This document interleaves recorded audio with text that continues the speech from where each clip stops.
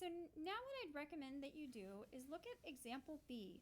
You see the parent function with 3 identified key green points. Those green points are 0, 0, 1, 1, and 4, 2.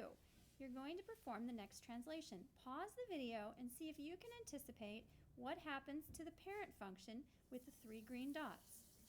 Then you can replay the video and watch how we correctly graph this translation. So what you should notice here is that you have the parent function, which is the square root function, and then appended to the very end of the square root function is a minus 2.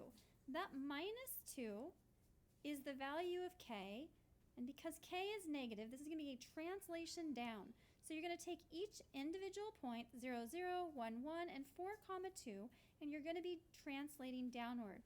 Remember, you can simply move the points down 2,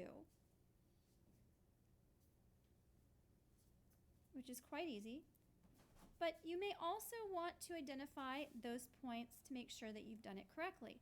So for instance, if you take the original point 4, 2, and you subtract 2 from the y-coordinate, you would get 4, 0.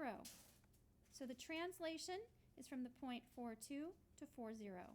You can label each of these individual points on your graph. It may help you avoid making careless errors. Now you'll simply connect the points on the translated graph, and there you have it. That is a vertical translation. I put the word up here, vertical translation down. How did I know it was down? Because it took the entire parent function